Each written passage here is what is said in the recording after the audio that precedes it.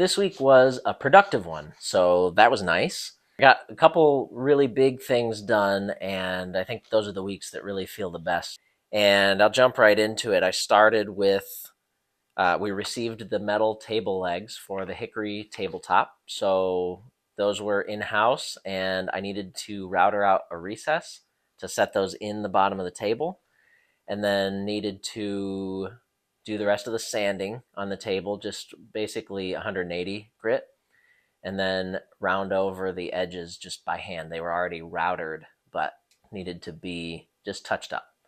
So I did all of that work, and then I applied Rubio Monocoat, which is our finish of choice, and it's a natural oil wax finish. So it's, in my opinion, a lot better than a lot of the polyurethanes or epoxies out there, and those have their place for various purposes, but we really like this finish. It's very natural, and just, I think, it's a good feel too on the tabletop. So I think it really does a great job. And yeah, that went on this Hickory tabletop, and that was the last step. So Monday and Tuesday were devoted to some little things and that tabletop. I guess the other little things were I moved the tongs a little bit further in the process. All of those, there are 15 that I mentioned last week. So those will be coming to the shop soon, but didn't get to them this week. So then that was Monday and Tuesday, and Wednesday I delivered the table. So that was great, and it went in the client's home, and he really liked it. And so that's always a good feeling to get that out, and then to kind of have it be what the client was looking for and that sort of thing. So exciting to get that table done and out. And it just was delayed because those metal legs came in originally 2 inches too short if you followed along this whole series. And so, but we waited and communicated that, and we got it done. So table delivered.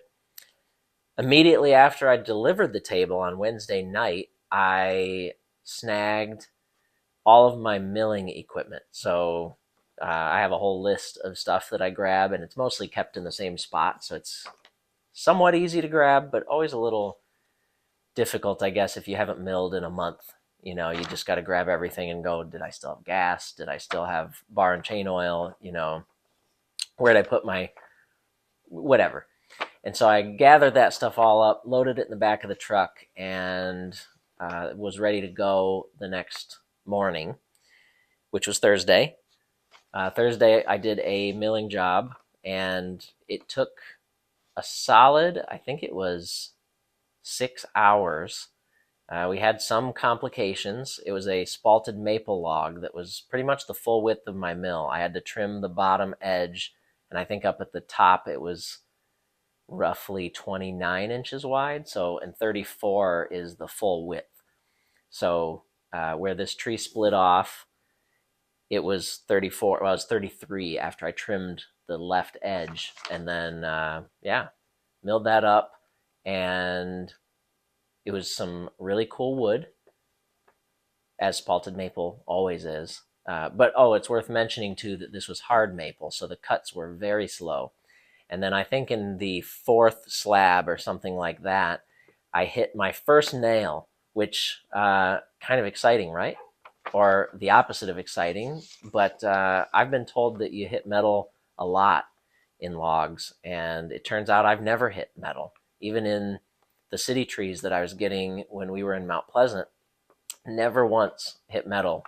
I hit concrete multiple times, and I hit a rock, and we found a license plate that I didn't hit, and we saw a nail that we avoided in one. But this is the first time I cut through one. It broke one of the teeth on one of my good chains, but I don't think that's actually going to be a problem. It'll be kind of like a skip tooth, so I think I'm going to actually file that and the raker just right down close so that it just doesn't do anything at all. And then there are a couple other teeth that got really minor damage, but I think I dodged a nail by just losing the one tooth. So that was good. But it did kind of delay us because I actually, I was using It was the Granberg chain, which is the brand that makes the mill, and I really like that company and everything they make. So the chain is good stuff, and I did a whole other cut after that, and it was still cutting, so pretty good.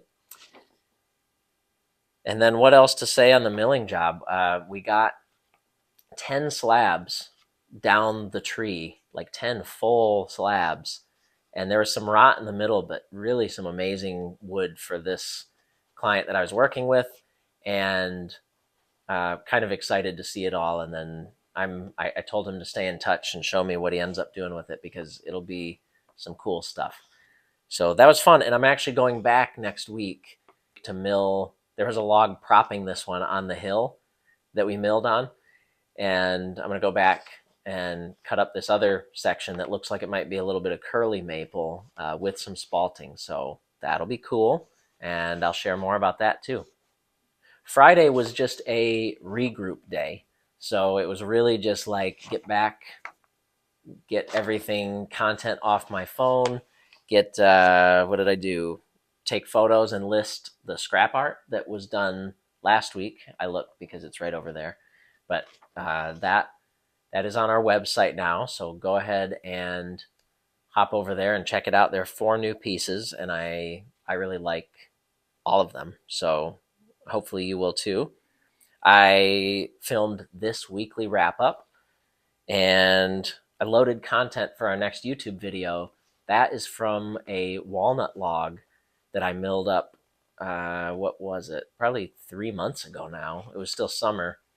And that's some really cool stuff. So I'm looking forward to putting that video together and sharing that. It'll be a little different, kind of like in our log reveal series. So that'll be good. And then got a post out, and I planned for next week, and I'm going to make an end table, maybe a pair, depending on the wood that I come across. And that table, when I'm done, is going to be for sale on our website. And it'll be a one-off piece that I'm not repeating. It'll probably be a simple design and kind of standard-sized end table, but it's going to feature some of the wood that we milled. We finally have a good chunk of that has air-dried to an appropriate amount that I can start working with it. So that is going to be cool, and I'm looking forward to doing that and more projects like that in the future. Because when it comes down to it, that's the kind of work that our business is going to be about. We want to highlight that local wood, that's what's going to make us unique from the next person. And I'm really looking forward to getting that started. So be on the lookout for those end tables, or that end table. We'll see how much wood we have of whatever I choose. I'm looking at either cherry lumber it was from a crotch piece where it splits off like this, and so you get this feather that comes right down from that where the tree splits off. It'll be some of that wood, or it'll be some silver maple that has all kinds of color and figure and some wild stuff. And so yeah, I'm excited about that, excited to do something out of our lumber. That was the week. Thanks for watching this, and be on the lookout for some short form content coming up the next few days. I've got a lot of that banked, and we'll see you next time.